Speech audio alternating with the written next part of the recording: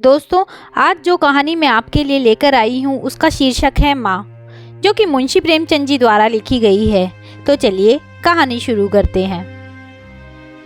आज बंदी छुटकर घर आ रहा है। करुणा ने एक दिन पहले ही घर लीप पोत रखा था। इन 3 वर्षों में उसने कठिन तपस्या करके जो 10-5 रुपए जमा कर रखे थे, वह सब पति के सत्कार और स्वागत की तैयारियों में खर्च कर दिए। पति के लिए धोतियों का नया जोड़ा लाई थी, नए कुर्ते बनवाए थे, बच्चे के लिए नए कोट और टोपी की आयोजना की थी। बार बार बच्चे को गले लगाती और प्रसन्न होती। अगर इस बच्चे ने सूर्य की भांति उदय होकर उसके अंधेरे जीवन को प्रदीप्त न कर दिया होता तो कदाचित ठोकरों ने उसके जीवन का अंत कर दिया होता। पति के कारावास दंड के 3 ही महीने बाद इस बालक का जन्म हुआ। उसी का मुंह देख देख कर करुणा ने यह 3 साल काट दिए थे। वह सोचती, जब मैं बालक को उनके सामने ले जाऊंगी तो वह कितने प्रसन्न होंगे। उसे देखकर पहले तो चकित हो जाएंगे, फिर गोद में उठा लेंगे और कहेंगे, करुणा, तुमने यह रत्न देकर मुझे निहाल कर दिया। कैद के सारे कष्ट बालक की तोतली बातों में भूल जाएंगे। उनकी एक सरल, पवित्र, मोहक दृष्टि हृदय की सारी व्यथाओं को धो डालेगी। इस कल्पना का आनंद लेकर वह फूली न समाती थी। वह सोच रही थी, आदित्य के साथ बहुत से आदमी होंगे। जिस समय वह द्वार पर पहुंचेंगे, जय जयकार की ध्वनि से इस आकाश गूंज उठेगा। वह कितना स्वर्गीय दृश्य होगा। उन आदमियों के बैठने के लिए करुणा ने एक फटा सा टाट बिछा दिया था, कुछ पान बना दिए थे और बार बार आशामय नेत्रों से द्वार की ओर ताकती थी। पति की वह सुदृढ़, उदार, तेजपूर्ण मुद्रा बार बार आंखों में फिर जाती थी। उनकी वे बातें बार बार याद आती थी जो चलते समय उनके मुख से निकलती थी। उनका वह धैर्य, वह आत्मबल जो पुलिस के प्रहारों के सामने भी अटल रहा था, वह मुस्कुराहट जो उस समय भी उनके अधरों पर खेल रही थी, वह आत्म अभिमान जो उस समय भी उनके मुख से टपक रहा था, क्या करुणा के हृदय से कभी विस्मृत हो सकता है? उसका स्मरण आते ही करुणा के निस्तेज मुख पर आत्मगौरव की लालिमा छा गई। यही वह अवलंब था जिसने इन 3 वर्षों की घोर यातनाओं में भी उसके हृदय को आश्वासन दिया था। कितनी ही रातें फाकों में गुजरी, बहुधा घर में दीपक जलने की भी नौबत भी न आती थी, पर दीनता के आंसू कभी उसकी आंखों से न गिरे। आज उन सारी विपत्तियों का अंत हो जाएगा। पति के प्रगाढ़ आलिंगन में वह सब कुछ हंसकर झेल लेगी। वह अनंत निधि पाकर फिर उसे कोई अभिलाषा न रहेगी। गगनपथ का चिरगामी लपका हुआ विश्राम की ओर चला जाता था, जहाँ संध्या ने सुनहरा फर्श सजाया था और उज्जवल पुष्पों की सेज बिछा रखी थी। उसी समय करुणा को एक आदमी लाठी टेकता आता दिखाई दिया, मानो किसी जीर्ण मनुष्य की वेदना ध्वनि हो। पग पग पर रुककर खांसने लगता था। उसका सिर झुका हुआ था। करुणा उसका चेहरा ना देख सकती थी, लेकिन चाल ढाल से कोई बूढ़ा आदमी मालूम होता था। पर एक क्षण में जब वह समीप आ गया तो करुणा पहचान गई, वह उसका प्यारा पति ही था। किंतु शोक, उसकी सूरत कितनी बदल गई थी। वह जवानी, वह तेज, वह चपलता, वह सुगठन सब प्रस्थान कर चुका था। केवल हड्डियों का एक ढांचा रह गया था। न कोई संगी, न साथी, न यार, न दोस्त। करुणा उसे पहचानते ही बाहर निकल आई, पर आलिंगन की कामना हृदय में दबकर रह गई। सारे मंसूबे धूल में मिल गए। सारा मनोल्लास आंसुओं के प्रभाव में बह गया, विलीन हो गया। आदित्य ने घर में कदम रखते ही मुस्कुराकर करुणा को देखा, पर उस मुस्कान में वेदना का एक संसार भरा हुआ था। करुणा ऐसी शिथिल हो गई मानो हृदय का स्पंदन रुक गया हो। वह फटी हुई आंखों से स्वामी की ओर टकटकी बांधे देख खड़ी थी, मानो उसे अपनी आंखों पर अब भी विश्वास न आता हो। स्वागत या दुख का एक शब्द भी उसके मुंह से न निकला। बालक भी गोद में बैठा हुआ सहमी आंखों से इस कंकाल को देख रहा था और माता की गोद में चिपका जाता था। आखिर उसने कातर स्वर में कहा, यह तुम्हारी क्या दशा है? बिल्कुल पहचाने नहीं जाते। आदित्य ने उसकी चिंता को शांत करने के लिए मुस्कुराने की चेष्टा करके कहा, कुछ नहीं, जरा दुर्बल हो गया हूँ। तुम्हारे हाथों का भोजन पाकर फिर स्वस्थ हो जाऊंगा।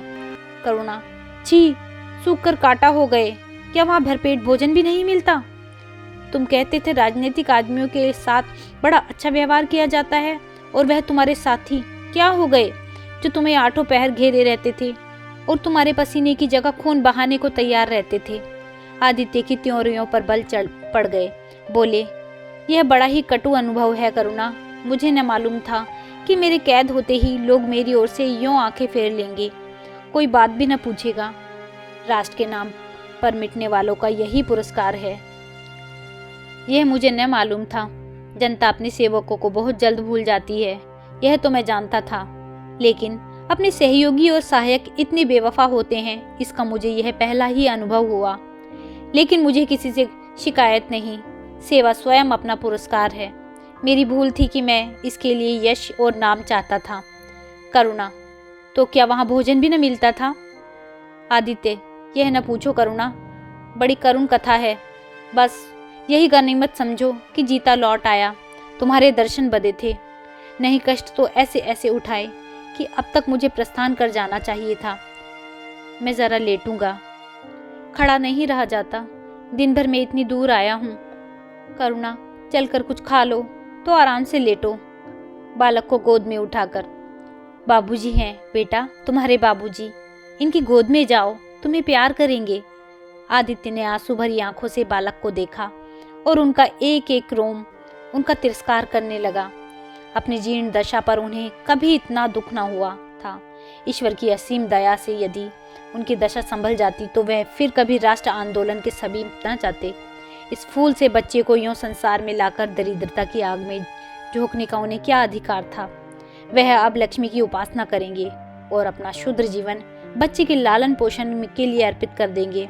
उन्हें इस समय ऐसा ज्ञात हुआ कि बालक उन्हें उपेक्षा की दृष्टि से देख रहा है, मानो कह रहा है, मेरे साथ आपने कौन सा कर्तव्य पालन किया?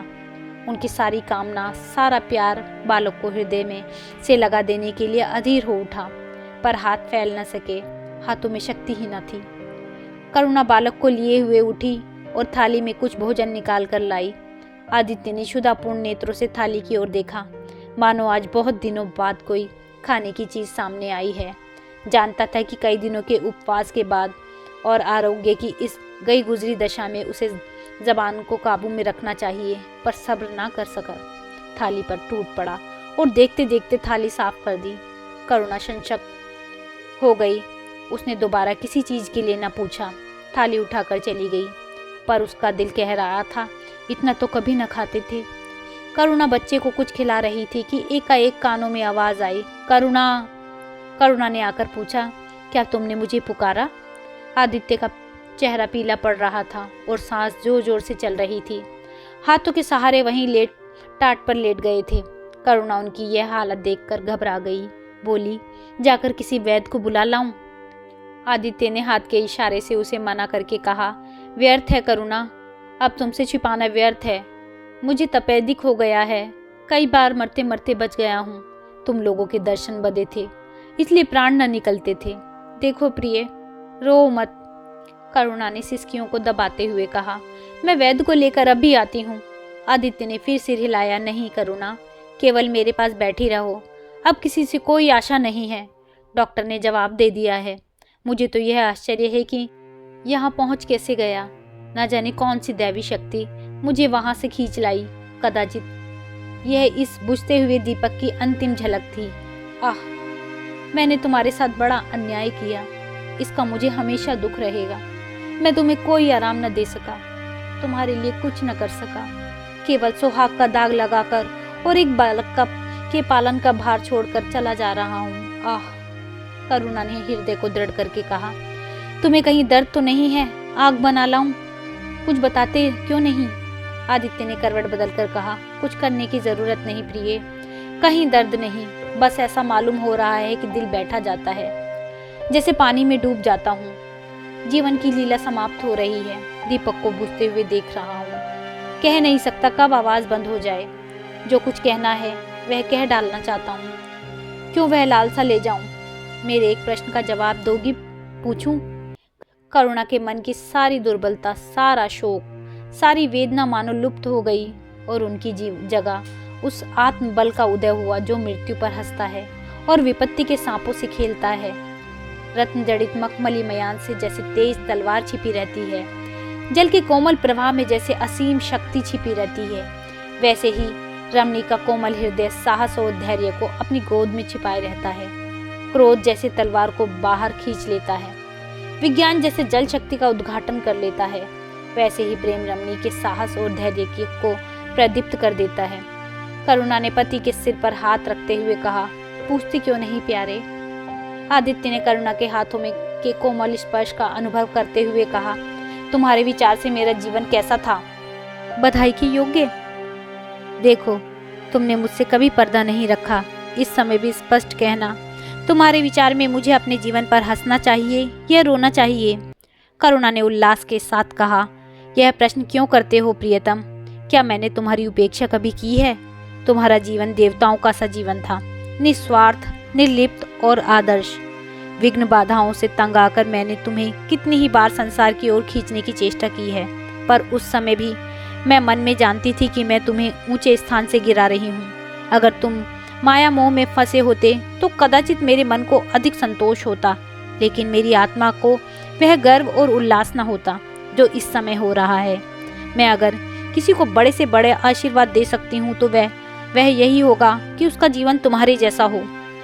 यह कहते कहते करुणा का आभाहीन मुखमंडल ज्योतिर्मय हो गया, मानो उसकी आत्मा दिव्य हो गई हो।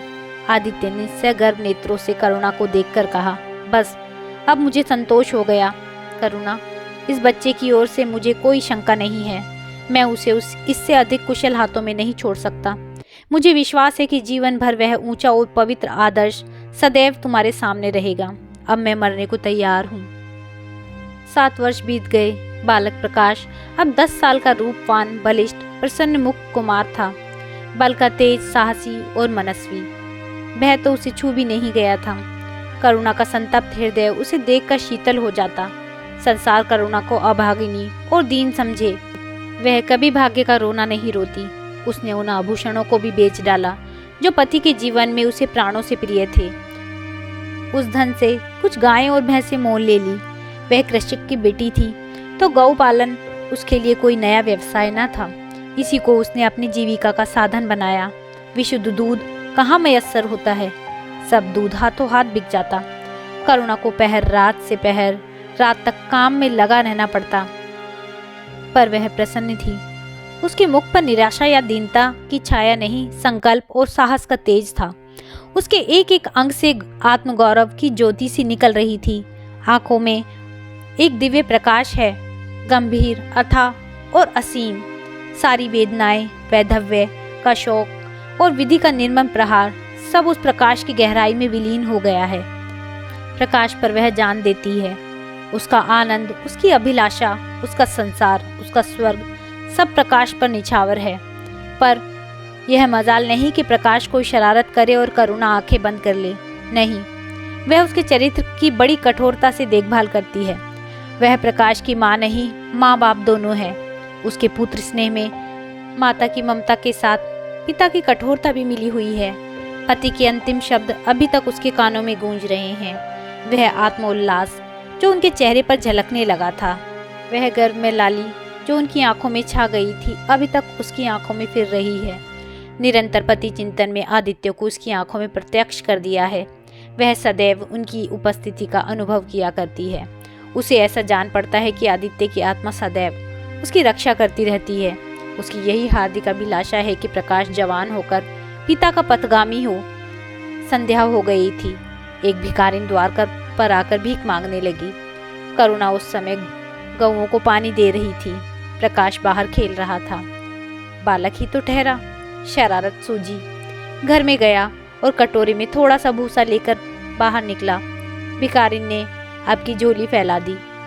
प्रकाश ने भूसा उसकी झोली में डाल दिया और जोर जोर से तालियां बजाता हुआ भागा। भिखारिन ने अग्निमय नेत्रों से देखकर कहा, वाह रे लड़के, मुझसे हंसी करने चला है। यही माँ बाप ने सिखाया है, तब तो खूब कुल का नाम जगाओगे। करुणा उसकी बोली सुनकर बाहर निकल आई और पूछा, क्या है माता, किसे कह रही हो? भिखारिन ने प्रकाश की तरफ इशारा करते हुए कहा, वह तुम्हारा लड़का है ना? देखो, कटोरे में भूसा भरकर मेरी झोली में डाल गया। चुटकी भर आटा था, वह भी मिट्टी में मिल गया। कोई इस तरह दुखियों को सताता है? सबके दिन एक से नहीं रहते। आदमी को घमंड न करना चाहिए। करुणा ने कठोर स्वर में पुकारा, प्रकाश। प्रकाश लज्जित न हुआ, अभिमान से सिर उठाए हुए आया और बोला, वह हमारे घर भीख क्यों मांगने आई है? कुछ काम क्यों नहीं करती? करुणा ने उसे समझाने की चेष्टा करके कहा, शर्म नहीं आती? उल्टे और आंखें दिखाते हो। प्रकाश, शर्म क्यों आए? वह क्यों रोज भीख मांगने आती है? हमारे यहाँ कोई चीज मुफ्त आती है? करुणा, तुम्हें कुछ न देना था तो सीधे ही कह देते, जाओ। तुमने यह शरारत क्यों की? प्रकाश, उनकी आदत कैसे छूटती? करुणा ने बिगड़ कर कहा, तुम अब पिटोगे मेरे हाथों। प्रकाश, पिटूंगा क्यों? आप जबरदस्ती पीटेंगी। दूसरे मुल्क में अगर कोई भीख मांगे तो कैद कर लिए जाएं। यह नहीं कि उल्टे भिखमंगों को और शय दी जाए। करुणा, जो अपंग है वह कैसे काम करें? प्रकाश, तो जाकर डूब मरे, जिंदा क्यों रहती हैं? करुणा निरुत्तर हो गई। बुढ़िया को तो उसने आटा दाल देकर विदा किया, किंतु प्रकाश का कुतर्क उसके हृदय में फोड़े के समान टीसता रहा। उसने यह धृष्टता, यह अभिनय कहाँ सीखी? रात को भी उसे बार बार यही ख्याल आता रहा। आधी रात के समीप एकाएक प्रकाश की नींद टूटी। लालटेन जल रही है और करुणा बैठी रो रही है। उठ बैठा और बोला, अम्मा, अभी तुम सोई नहीं? करुणा ने मुंह फेर कर कहा, नींद नहीं आई। तुम कैसे जाग गए? प्यास तो नहीं लगी है? प्रकाश, नहीं अम्मा, न जाने क्यों आंखें खुल गई। मुझसे आज बड़ा अपराध हुआ अम्मा। करुणा ने उसके मुख की ओर स्नेह के नेत्रों से देखा। प्रकाश, मैंने आज बुढ़िया के साथ बड़ी नटखट की, मुझे क्षमा करो, फिर कभी ऐसी शरारत न करूंगा। यह कहकर रोने लगा। करुणा ने स्नेहार्द होकर उसे गले लगा लिया और उसके कपोलों का चुंबन करके बोली, बेटा, मुझे खुश करने के लिए यह कह रहे हो या तुम्हारे मन में सचमुच पछतावा हो रहा है? प्रकाश ने सिसकते हुए कहा, नहीं अम्मा, मुझे दिल से अफसोस हो रहा है। अब की वह बुढ़िया आएगी तो मैं उसे बहुत से पैसे दूंगा। करुणा का हृदय मतवाला हो गया। ऐसा जान पड़ा आदित्य सामने खड़े बच्चे को आशीर्वाद दे रहे हैं और कह रहे हैं, करुणा, शोभ मत कर, प्रकाश अपने पिता का नाम रोशन करेगा, तेरी संपूर्ण कामनाएं पूरी हो जाएंगी। लेकिन प्रकाश के कर्म और वचन में मेल न था और दिनों के साथ उसके चरित्र का अंग प्रत्यक्ष होता जाता था। ज़हीन था ही नहीं, विश्वविद्यालय से उसे वजीफे मिलते थे। करुणा भी उसकी यथेष्ट सहायता करती थी, फिर भी उसका खर्च पूरा न पड़ता था। वह मितव्ययता और सरल जीवन पर विद्वता से भरे हुए व्याख्यान दे सकता था, पर उसका रहन सहन फैशन के अंधभक्तों से ज्यों भर घट करना था। प्रदर्शन की धुन उसे हमेशा सवार रहती थी। उसके मन और बुद्धि में निरंतर द्वंद्व होता रहता था। मन जाति की ओर था, बुद्धि अपनी ओर। बुद्धि मन को दबाए रहती थी। उसके सामने मन की एक न चलती थी। जाति सेवा उसर की खेती है। वहाँ बड़े से बड़ा उपहार जो मिल सकता है वह है गौरव और यश, पर वह भी स्थायी नहीं, इतना अस्थिर कि क्षण में जीवन भर की कमाई पर पानी फिर सकता है। अतएव उसका अंतःकरण अनिवार्य वेग के साथ विलास में जीवन की ओर झुकता था, यहाँ तक कि धीरे धीरे उसे त्याग और निग्रह से घृणा होने लगी। वह दुरावस्था और दरिद्रता को है समझता था। उसके हृदय न था, भाव न थे, केवल मस्तिष्क था।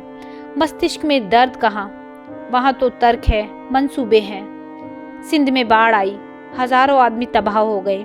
विद्यालय ने वहाँ एक सेवा समिति भेजी। प्रकाश के मन में द्वंद्व होने लगा, जाऊं या न जाऊं। इतने दिनों अगर परीक्षा की तैयारी करें तो प्रथम श्रेणी में पास हो। चलते समय उसने बीमारी का बहाना लगा दिया।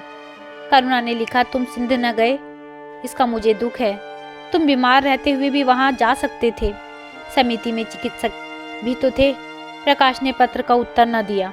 उड़ीसा में अकाल पड़ा। प्रजा मक्खियों की तरह मरने लगी। कांग्रेस ने पीड़ितों के लिए एक मिशन तैयार किया। उन्हीं दिनों विद्यालय ने इतिहास के छात्रों को ऐतिहासिक खोज के लिए लंका भेजने का निश्चय किया। करुणा ने प्रकाश को लिखा, तुम उड़ीसा जाओ, किंतु प्रकाश लंका जाने को ललायत था। वह कई दिन इसी दुविधा में रहा। अंत को सीलोन ने उड़ीसा पर विजय पाई। करुणा ने अब की उसे कुछ न लिखा, चुपचाप रोती रही। सीलोन से लौटकर प्रकाश छुट्टियों में घर गया। करुणा उससे खिंची खिंची रही। प्रकाश मन में लज्जित हुआ और संकल्प लिया कि अब की कोई अवसर आया तो अम्मा को अवश्य प्रसन्न करूंगा। यह निश्चय करके वह विद्यालय लौटा। लेकिन यहाँ आते ही फिर परीक्षा की फिक्र सवार हो गई। यहाँ तक कि परीक्षा के दिन आ गए, मगर इम्तिहान से फुर्सत पाकर भी प्रकाश घर न गया। विद्यालय के एक अध्यापक कश्मीर सैर करने जा रहे थे। प्रकाश उन्हीं के साथ कश्मीर चल खड़ा हुआ। जब परीक्षा फल निकला और प्रकाश प्रथम आया, तब उसे घर की याद आई। उसने तुरंत करुणा को पत्र लिखा और अपने आने की सूचना दी। माता को प्रसन्न करने के लिए उसने 2-4 शब्द जाति सेवा के विषय में भी लिखे। अब मैं आपकी आज्ञा का पालन करने को तैयार हूँ। मैंने शिक्षा संबंधी कार्य करने का निश्चय किया है। इसी विचार से मैंने वह विशिष्ट स्थान प्राप्त किया है। हमारे नेता भी तो विद्यालय के आचार्य ही का सम्मान करते हैं। अभी तक इन उपाधियों के मोह से वे मुक्त नहीं हुए हैं। हमारे नेता भी योग्यता, सदुत्साह, लगन का उतना सम्मान नहीं करते जितना उपाधियों का। अब मेरी इज्जत करेंगे और जिम्मेदारियों का काम सौंपेंगे, जो पहले मांगे भी न मिलता। करुणा की आस फिर बंधी। विद्यालय खुलते ही प्रकाश के नाम रजिस्ट्रार का पत्र पहुंचा। उन्होंने प्रकाश को इंग्लैंड जाकर विद्या अभ्यास करने के लिए सरकारी वजीफे की मंजूरी की सूचना दी थी। प्रकाश पत्र हाथ में लिए हर्ष के उन्माद में जाकर माँ से बोला, अम्मा, मुझे इंग्लैंड जाकर पढ़ने के लिए सरकारी वजीफा मिल गया। करुणा ने उदासीन भाव से पूछा, तो तुम्हारा क्या इरादा है? प्रकाश, मेरा इरादा? ऐसा अवसर पाकर भला कौन छोड़ता है? करुणा, तुम तो स्वयं सेवकों में भर्ती होने जा रहे थे। प्रकाश, तो आप समझती हैं स्वयं सेवक बन जाना ही जाति सेवा है? मैं इंग्लैंड से आकर भी तो सेवा कार्य कर सकता हूँ। और अम्मा, सच पूछो तो एक मजिस्ट्रेट अपने देश का जितना उपकार कर सकता है उतना 1000 स्वयं सेवक मिलकर भी नहीं कर सकते। मैं तो सिविल सर्विस की परीक्षा में बैठूंगा और मुझे विश्वास है कि सफल हो जाऊंगा। करुणा ने चकित होकर पूछा, तो क्या तुम मजिस्ट्रेट हो जाओगे? प्रकाश, सेवा भाव रखने वाला एक मजिस्ट्रेट कांग्रेस के 1000 सभापतियों से ज्यादा उपकार कर सकता है। अखबारों में उसकी लंबी लंबी तारीफें न छपेंगी, उसकी व्यक्तिताओं पर तालियां न बजेंगी, जनता उसके जुलूस की गाड़ियां न खींचेगी और न विद्यालय के छात्र उसको अभिनंदन पत्र देंगे। पर सच्ची सेवा मजिस्ट्रेट ही कर सकता है। करुणा ने आपत्ति के भाव से कहा, लेकिन यही मजिस्ट्रेट तो जाति के सेवकों को सजाएं देते हैं, उन पर गोलियां चलाते हैं। प्रकाश, अगर मजिस्ट्रेट के हृदय में परोपकार का भाव है तो वह नरमी से वही काम करता है जो दूसरे गोलियां चलाकर भी नहीं कर सकते। करुणा, मैं यह नहीं मानूंगी। सरकार अपने नौकरों को इतनी स्वाधीनता नहीं देती। वह एक नीति बना देती है और हर सरकारी नौकर को उसका पालन करना पड़ता है। सरकार की पहली नीति यह है कि वह दिन दिन अधिक संगठित और दृढ़ हो। इसके लिए स्वाधीनता के भावों को दमन करना जरूरी है। अगर कोई मजिस्ट्रेट इस नीति के विरुद्ध काम करता है तो वह मजिस्ट्रेट न रहेगा। वह हिंदुस्तानी था जिसने तुम्हारे बाबूजी को जरा सी बात पर ही 3 साल की सजा दे दी। इसी सजा ने उनके प्राण ले लिए। बेटा, मेरी इतनी बात मानो, सरकारी पदों पर न गिरो। मुझे यह मंजूर है कि तुम मोटा खाकर और मोटा पहनकर देश की कुछ सेवा करो। इसके बदले कि तुम हाकिम बन जाओ और शान से जीवन बिताओ। यह समझ लो कि जिस दिन तुम हाकिम की कुर्सी पर बैठोगे उस दिन से तुम्हारा दिमाग हाकिमों का सा हो जाएगा। तुम यही चाहोगे कि अफसरों में तुम्हारी नेकनामी और तरक्की हो। एक गंवारू मिसाल लो। लड़की जब तक मैके में कंवारी रहती है वह अपने को उसी घर का समझती है, लेकिन जिस दिन ससुराल चली जाती है वह अपने घर को दूसरों का घर समझने लगती है। माँ बाप भाई बहन सब वही रहते हैं, लेकिन वह घर अपना नहीं रहता। यही दुनिया का दस्तूर है।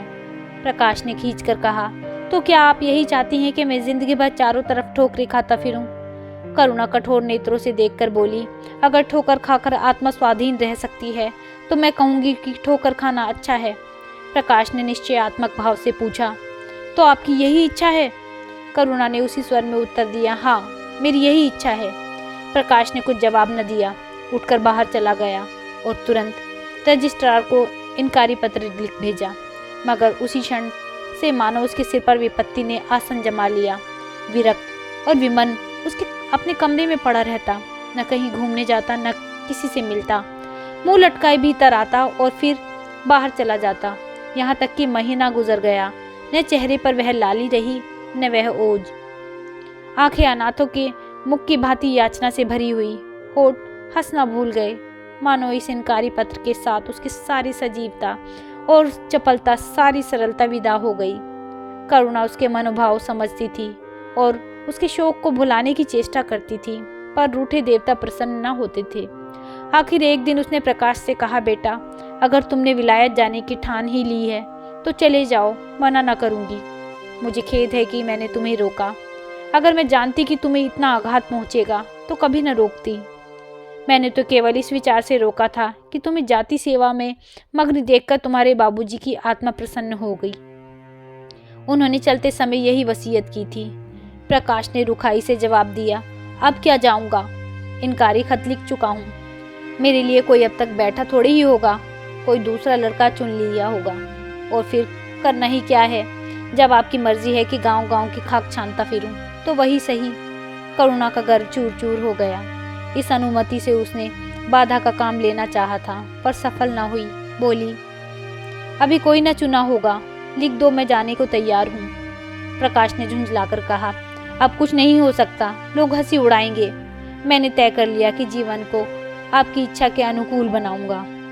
करुणा, तुमने अगर शुद्ध मन से यह इरादा किया होता तो यो ना रहते। तुम मुझसे सत्याग्रह कर रहे हो। अगर मन को दबाकर मुझे अपनी राह का कांटा समझकर तुमने मेरी इच्छा पूरी भी की तो क्या? मैं तो जब जानती कि तुम्हारे मन में आप सेवा का भाव उत्पन्न होता। तुम आज ही रजिस्ट्रार साहब को पत्र लिख दो। प्रकाश, अब मैं नहीं लिख सकता। तो इसी शोक में तने बैठे रहोगे? लाचारी है, करुणा ने और कुछ न कहा। जरा देर में प्रकाश ने देखा कि वह कहीं जा रही है, मगर वह कुछ बोला नहीं। करुणा के लिए बाहर आना जाना कोई असाधारण बात न थी, लेकिन जब संध्या हो गई तो करुणा न आई तो प्रकाश को चिंता होने लगी। अम्मा कहाँ गई? यह प्रश्न बार बार उसके मन में उठने लगा। प्रकाश सारी रात द्वार पर बैठा रहा। भांति भांति की शंकाएं मन में उठने लगी। उसे अब याद आया, चलते समय करुणा कितनी उदास थी, उसकी आंखें कितनी लाल थी। यह बातें प्रकाश को उस समय क्यों ना नजर आई? वह क्यों स्वार्थ में अंधा हो गया था? हाँ, अब प्रकाश को याद आया, माता ने साफ सुथरे कपड़े पहने थे, उनके हाथ में छतरी भी थी। तो क्या वह कहीं बहुत दूर गई हैं? किससे पूछें? अनिष्ट के भय से प्रकाश रोने लगा। श्रावण की अंधेरी भयानक रात थी। आकाश में श्याम मेघमालाएं भीषण स्वप्न की भांति छाई हुई थी। प्रकाश रह रहकर आकाश की ओर देखता था, मानो करुणा उन्हीं मेघमालाओं में छिपी बैठी हो। उसने निश्चय किया, सवेरा होते ही माँ को खोजने चलूंगा। और अगर किसी ने द्वार खटखटाया। प्रकाश ने दौड़कर खोला तो देखा करुणा खड़ी है। उसका मुखमंडल इतना खोया हुआ, इतना करुण था, जैसे आज ही उसका सुहाग उठ गया है, जैसे संसार में अब उसके लिए कुछ नहीं रहा, जैसे वह नदी के किनारे खड़ी अपनी लदी हुई नाव को डूबते देख रही है और कुछ कह नहीं सकती। प्रकाश ने अधीर होकर पूछा, अम्मा कहाँ चली गई थी? बहुत देर लग गई। करुणा ने भूमि की ओर ताकते हुए जवाब दिया, एक काम के लिए गई थी, देर हो गई।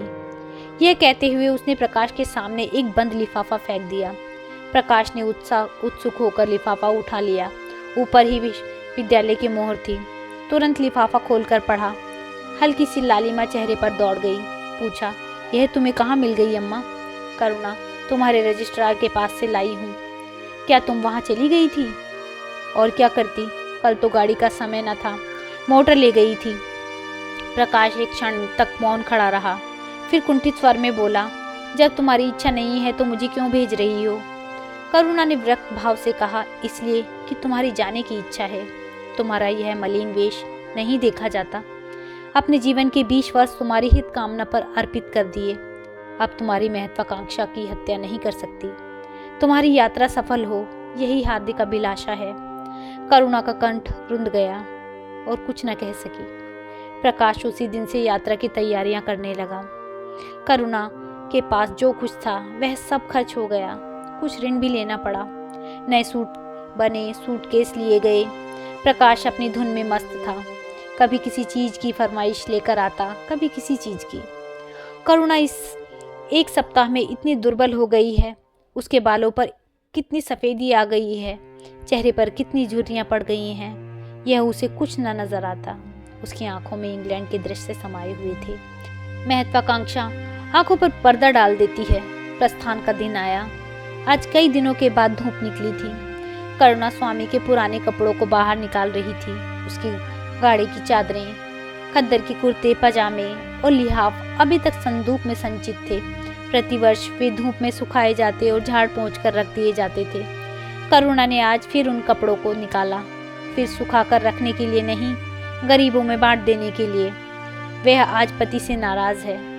वह लुटिया, डोर और घड़ी जो आदित्य की चिर संगिनी थी और जिनकी 20 वर्ष से करुणा ने उपासना की थी, आज निकालकर आंगन में फेंक दी गई। वह झोली जो बरसों से आदित्य के कंधों पर आरूढ़ रह चुकी थी, अब कूड़े में डाल दी गई। वह चित्र जिसके सामने 20 वर्ष से करुणा सिर झुकाती थी, आज वही निर्दयता से भूमि पर डाल दिया गया। पति का कोई स्मृति चिन्ह वह अब अपने घर में नहीं रखना चाहती थी। उसका अंतःकरण शोक और निराशा से विदीर्ण हो गया है और पति के सिवा वह किसी पर क्रोध उतारे कौन उसका अपना है? वह किससे अपनी व्यथा कहे, किसे अपनी छाती चीर कर दिखाए? वह होती तो क्या प्रकाश दास्ता की जंजीर गले में डालकर फूला न समाता? उसे कौन समझाए कि आदित्य भी इस अवसर पर पछताने के सिवा और कुछ न कर सकते। प्रकाश के मित्रों ने आज उसे विदाई का भोज दिया। वहां से वह संध्या समय कई मित्रों के साथ मोटर पर लौटा। सफर का सामान मोटर पर रख दिया गया। तब वह अंदर आकर माँ से बोला, अम्मा जाता हूँ, बम्बई पहुंचकर पत्र लिखूंगा।